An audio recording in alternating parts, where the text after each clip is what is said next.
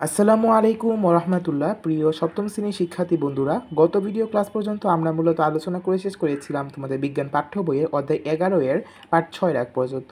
So আজকের ভিডিওতে আমরা পাঠ 7-8 যেটা রয়েছে এই পাঠ 7-8 নিয়ে আমরা আলোচনা করব। সো বন্ধুরা, চলো বেশি কথা না বাড়িয়ে আমরা আমাদের ভিডিওর মূল আলোচনা শুরু করে দিই। সো ফার্স্টে এখানে একটা কাজ রয়েছে, কাজটা কি বলা হয়েছে, ম্যাগনেসিয়াম ও বায়ুর দহন পর্যবেক্ষণ করতে বলা হয়েছে। প্রয়োজনীয় উপকরণ হিসেবে আমাদের কী কী লাগবে, ম্যাগনেসিয়াম রিবন, চিমটা, lighter, spirit lamp, Bunsen burner. পদ্ধতি হিসেবে কী বলা হয়েছে, ম্যাগনেসিয়াম রিবনে একটি ছোটো টুকরার এক মাথা চিমটা দিয়ে ধরো, চোখে নিরাপত্তা চশমা ধরে নাও, পরে নাও, রিবনের অন্য মাথাটি বুনসেন বার্নারের শিখার উপর ধরো। লাইটার দিয়ে এটি করা যায়, খুব ভালোভাবে লক্ষ্য করো এবং কী করছে।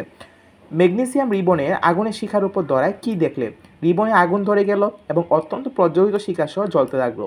এর কারণ হচ্ছে ম্যাগনেসিয়াম বাতাসে অক্সিজেনে পুড়তে থাকে আর আমরা প্রজ্বলিত শিখা দেখতে পাই। এভাবে যখন সমস্ত ম্যাগনেসিয়াম পুড়ে শেষ হয়ে যায় তখন আপনা আপনি শিখাটি নিভে যাবে। শেষে তোমরা ছায়ের মতো কিছু দেখতে পাচ্ছ কি, এটি আসলে ম্যাগনেসিয়াম অক্সিজেন পুড়ে তৈরি হওয়া ম্যাগনেসিয়াম অক্সাইড। এরপর এখানে আরেকটা কাজ রয়েছে, কার্বনের যৌগ এবং অ্যাসিডের বিক্রিয়া আমরা পর্যবেক্ষণ করব। প্রয়োজনীয় উপকরণ হিসেবে লাগবে আমাদের চক, একটি চামচ, পাতলা হাইড্রোক্লোরিক অ্যাসিড, কাচের ড্রপার। চকটিকে প্রথমে গুঁড়া করে নিবা, চকের গুঁড়া চামচে নিবা। এবার কাচের ড্রপার দিয়ে পাতলা হাইড্রোক্লোরিক অ্যাসিড চামচে যোগ করতে থাকো। কোনো পরিবর্তন দেখতে পাচ্ছ? গ্যাসের বুদবুদ উঠছে। হ্যাঁ, গ্যাসের বুদবুদ উঠছে এবং অনেকটা ফেনার মতো মনে হচ্ছে। এর কারণ কি? কারণ হচ্ছে চক হচ্ছে মূলত ক্যালসিয়াম কার্বনেট। চকের সংখ্যাটা মনে রাখবা, চক মানে হচ্ছে ক্যালসিয়াম কার্বনেট।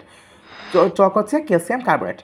পাতলা হাইড্রোক্লোরিক অ্যাসিড যোগ করাতে ক্যালসিয়াম কার্বনেট এবং হাইড্রোক্লোরিক অ্যাসিডের মধ্যে বিক্রিয়া ঘটে এবং ক্যালসিয়াম ক্লোরাইড এবং কার্বন ডাইঅক্সাইড উৎপন্ন হচ্ছে। সো কী থেকে কী হচ্ছে সেটা খেয়াল রাখবা।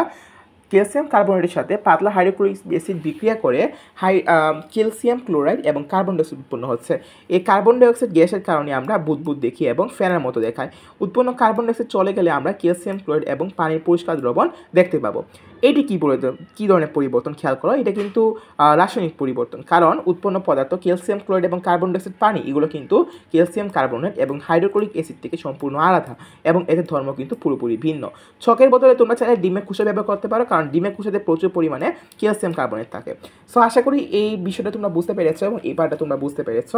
আজকের মতো ভিডিও আমরা এখানে শেষ করবো, দেখা হবে নেক্সট ভিডিওতে। ততক্ষণ সবাই ভালো থাকবা, সুস্থ থাকবা। আল্লাহ হাফেজ।